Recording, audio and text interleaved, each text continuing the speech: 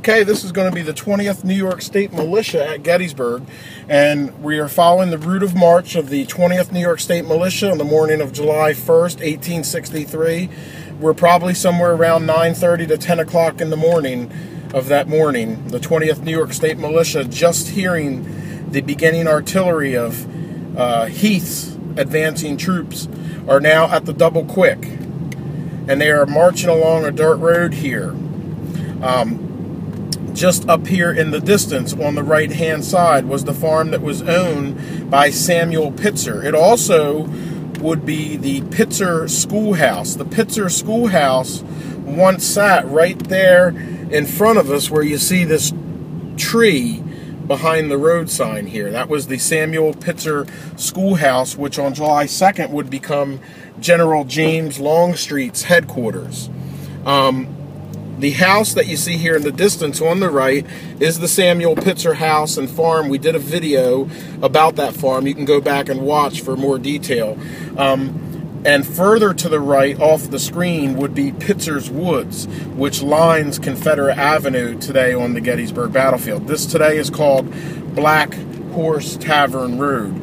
And the soldiers of the 20th New York State Militia would march up this road, again crossing Willoughby Run rather, for the second time just up here around the bend.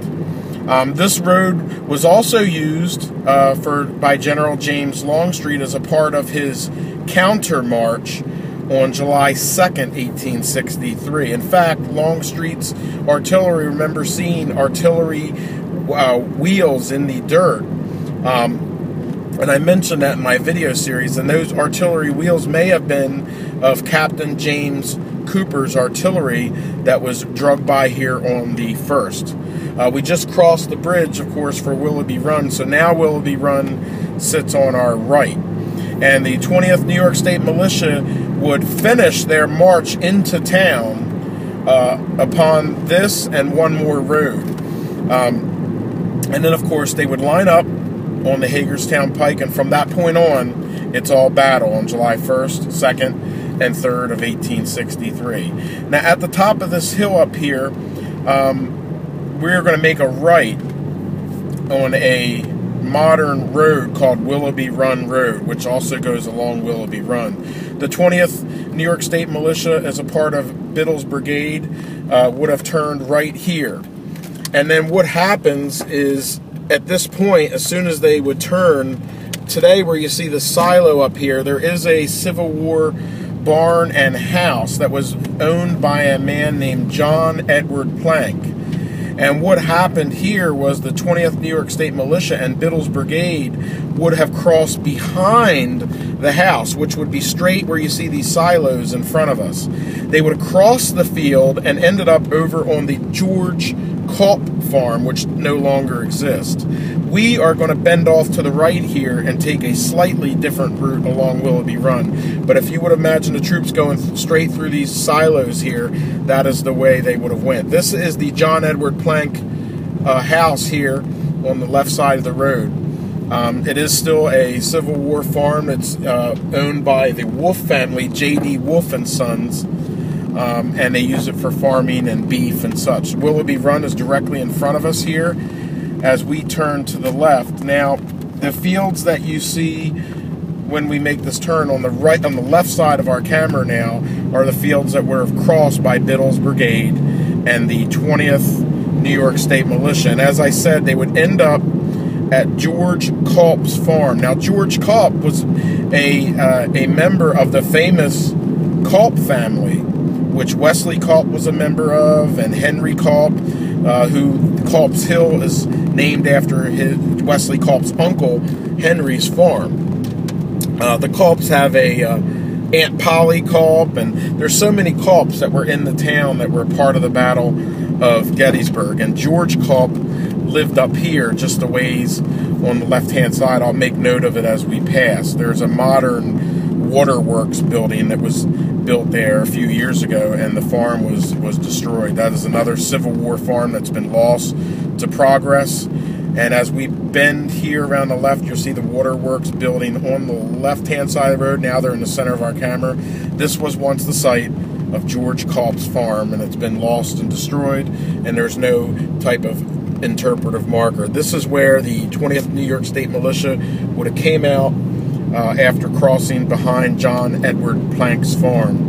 And they would continue up this road right here along Willoughby Run, which is on our right, until they get to the Hagerstown Pike. And the Hagerstown Pike is where they would then line up into a battle line. And we will talk about that battle line and the continued march toward the battlefield of Gettysburg on our next video. But this pretty much ends and takes us along their route of march, a route of march which is commonly mistaken and often misunderstood, as they were members of the First Corps, yet did not follow the First Corps to Gettysburg. And when we get up to the stop sign, we are on current day Fairfield Road, Route 116. But back in 1863, this was the Hagerstown Pike, and this is where the soldiers would have lined up into a battle line. This has been our next part of the 20th New York State Militia at Gettysburg on Gettysburg Battlefield Facebook. This is going to be our next part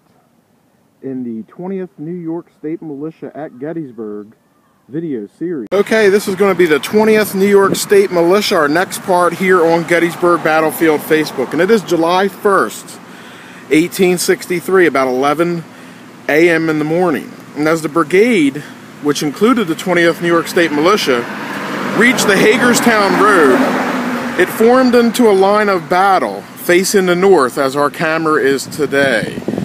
And it was greeted by rebel cannon fire from Hers Ridge, which is just in the distance a couple miles beyond this house right here. And it was at this point that the brigade was formed into a battle line, okay, and they were given the command, "Attention, brigade!" And as brigade was chimed out, down the line it was echoed by the brigade, of course, and then the regiment of the 20th New York State Militia, and then each company. Then the command, "Load, fix bayonets, shoulder arms, forward march," was given. They began to advance about 300 yards into the woods, north of the road, where they encountered sporadic fire from sharpshooters near the Peter Stallsmith or David Finnefrock house. Now, the Stallsmith property was one of the parts of the Emanuel Harmon farm. On October the 28th, 1850, Harmon sold the parcel south of Mill Road to Peter Stallsmith. David Finnefrock, who had maintained, or rather married a Harmon, was the uncle of Amelia Harmon, who was residing in the Emanuel house. Now, this little lane that we're walking on, this little secret lane, is all what is left of the Finnefrock farm lane. Of course, from about 1968 to about 1990, this development, which was over here, was developed, and houses were built from that time period, which basically destroyed the Peter Stallsmith, Dave Finnefrock house. That house was torn down right around the year 1980. But the secret lane that we're walking on now was once the road that led, and I will post a photograph of this road, and you see it goes from the Hagerstown Road all the way to the David Finnefrock house, and of course beyond that as well.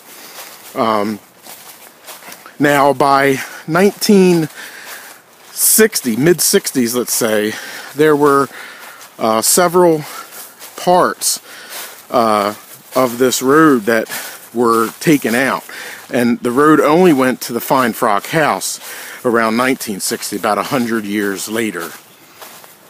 And we're going to stop up here because it does look like the road ends in someone's yard. But this was the road north of the Hagerstown Road, in which the 20th New York State Militia marched to the Dave Finnefrock or Peter Stallsmith house.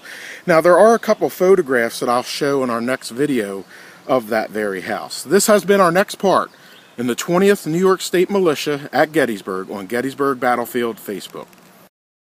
And we just came from this direction in the last video where we talked about the secret road, the Dave Finnefrack Peter Stallsmith Road, which was removed as the development which now sits here on Park Avenue in Gettysburg was built. These houses were all built in the late 60s and throughout the 70s into the early 80s. And when they were, this road that we just walked on actually led to here. Now by about 1960, the road ended right here where we're at today. But during the Civil War, that road continued in this direction and met the Mill Road.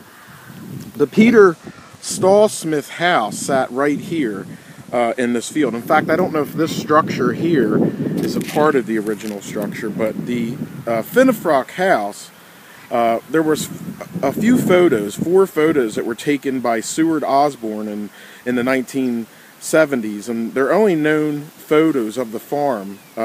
Seward did say that he had noticed blood stains on the floor, which he notified the National Park Service, told them about the historic value of the house. However, the site was not saved. Now, they arrived at the Finnefrack house, which was being used by rebel sharpshooters. The sharpshooters soon fled the house and headed back north into this direction. As the brigade passed the house, which sat on this site, they ordered the march by their right flank. So they're coming up this road here, and now they're ordered as they pass the house to march to the right flank in this direction over here. Captain Cook of the 20th New York State Militia recalled, "One of the men fell suddenly, struck down by a bullet from the forest. Our surgeon leaped from his horse and ran to help the wounded man. As we swept past in a hurried march, we had an impressive intimidation of what was to come. The incident thrilled everyone with a sense of danger." Now again, this is the road that used to go to the Peter Stallsmith or David Finnefrack house, which sat on this little vacant field. And if you want to see this field today, you can come from the Fairfield Road, where the Cumberland Township Police Station is, up here to the intersection of Twin Lakes Drive and Park Avenue, and you look here in this field and you'll see the site of what used to be the David Finnefrack house. And of course, you can still see a trace of the old Stallsmith Finnefrack Road here. In our last video, we began to walk on it, and this is pretty much the end of it, because everything north of this point was destroyed as a part of this huge housing development that was built from the mid-60s into the mid-80s. This has been our next part of the 20th New York State Militia on Gettysburg Battlefield Facebook.